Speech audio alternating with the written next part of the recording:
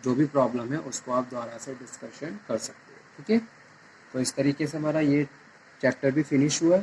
Next lecture में हम small scale industries के बारे में इंट्रोडक्शन स्टार्ट करेंगे, उसको पढ़ेंगे। तब तक आप ये पढ़ते रहिए।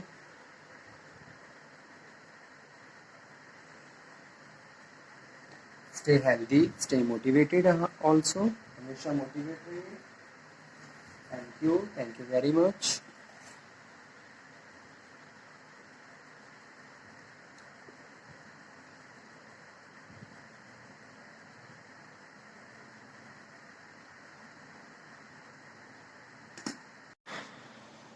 Hello everyone, welcome back on my YouTube channel. Indian economy में जो हम मेन टॉपिक डिस्कस कर रहे हैं वो है कॉटन और टेक्सटाइल इंडस्ट्री। लास्ट लेक्चर में हमने प्रॉब्लम्स ऑफ कॉटन और टेक्सटाइल इंडस्ट्री के बारे में डिस्कशन किया था। The topic is related to large scale industry in India, problem and prospect. ठीक है, आज के लेक्चर में हम लोग डिस्कस करेंगे स्वॉट analysis of Indian textile industry of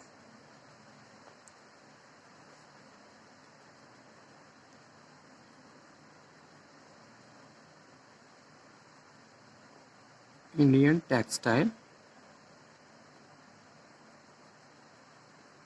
industry.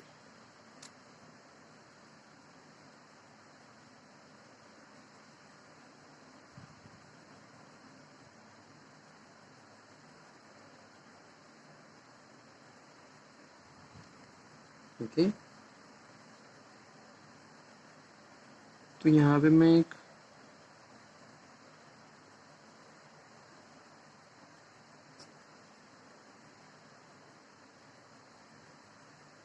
Strength,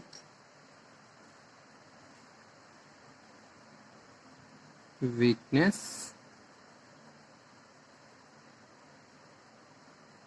opportunity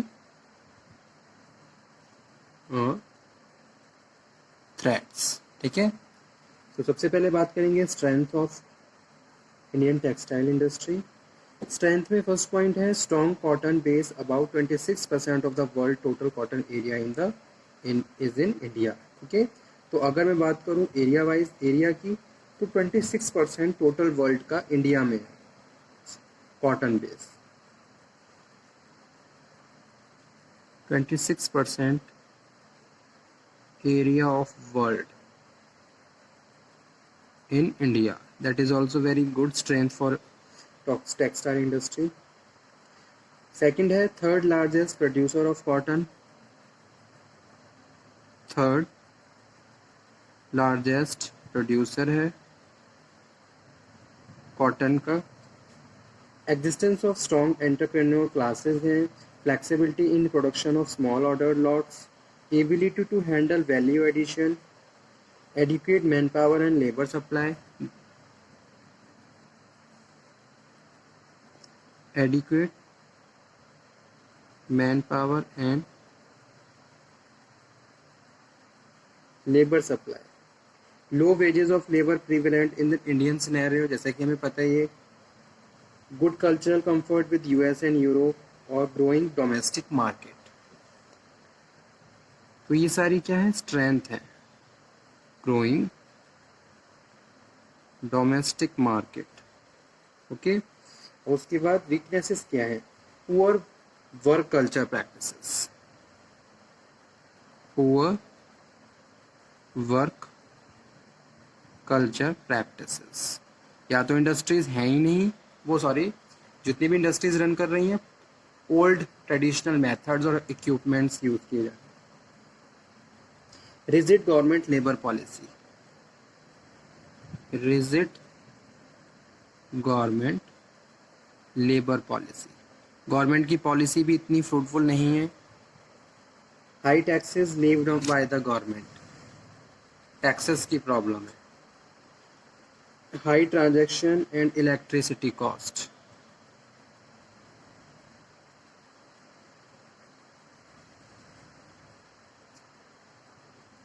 technological obsolescence and less automation resulted in lower efficiency,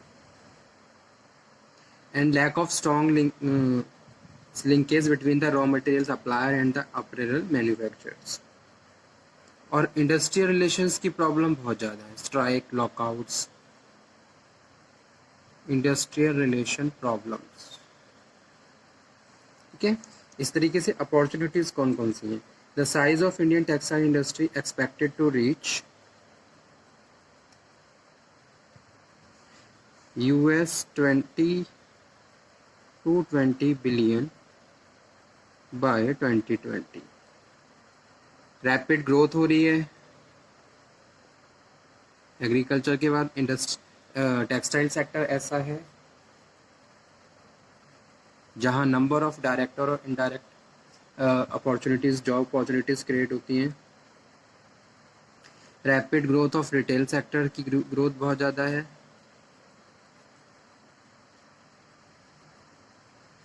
alliance public और प्राइवेट सेक्टर्स को मर्ज किया जा रहा है। Public private sectors. Good political relations with European unions.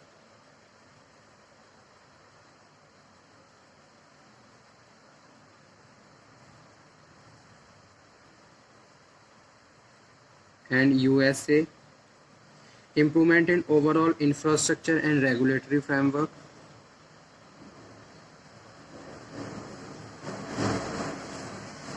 infrastructure and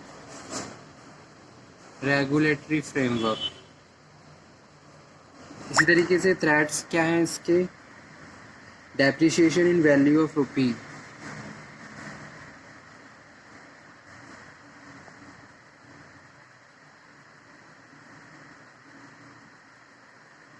formation of trade blocks and partnership by major textile players। Location advantage है, long competition है, वो global level पे है।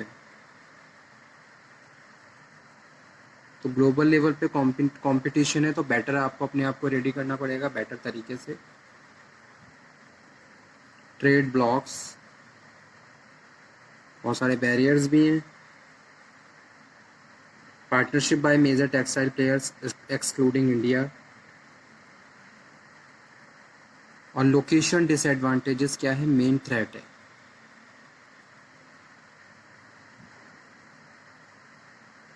ठीक है, अब गवर्नमेंट ने कौन कौन से इनिशिएट लिए हैं, ये इस टॉपिक पे आ जाइए। Government initiatives for textile industry.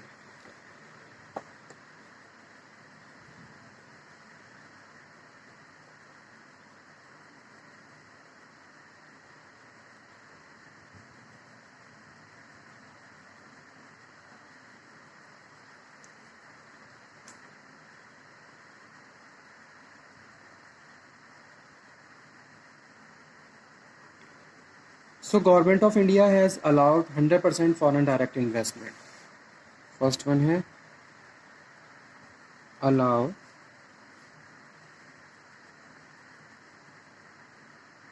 100% foreign direct investment FDI under automatic route, various welfare schemes,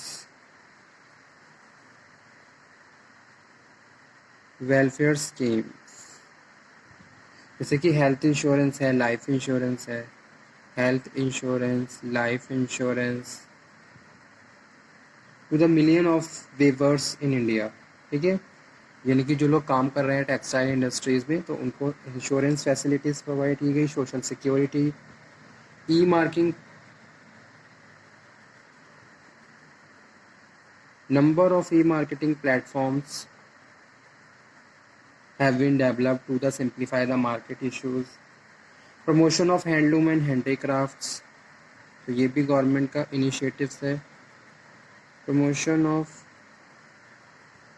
handloom and handicraft by the various government agency, various events all over nations is taking place, providing training to people related to the textile industry. जिन workers को training की ज़रूरत है उनको training provide की जाए with aim of skill development, ताकि skills को और ज़्यादा पॉलिश किया जा सके। ठीक है। Providing credit linkage facility, credit linkage facility. Government has announced a financial package about 604 million to overdue the loan of handloom sectors. New textile park have been set up to provide the employment opportunity to the 4 lakh textile workers.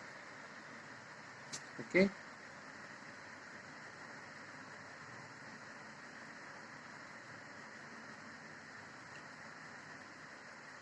Employment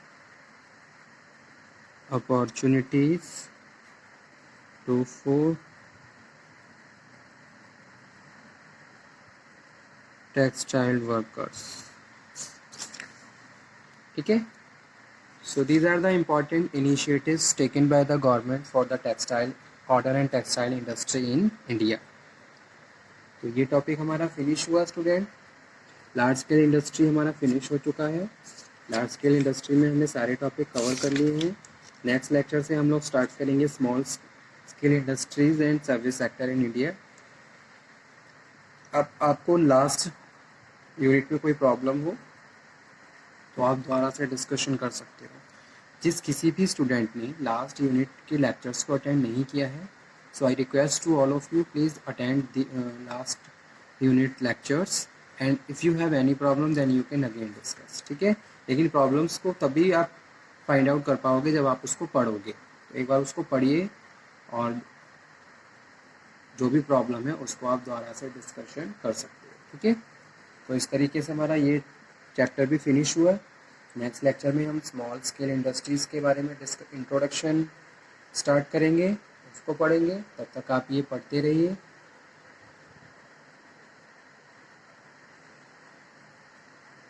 stay healthy, stay motivated also. हमेशा motivate रहिए. Thank you very much.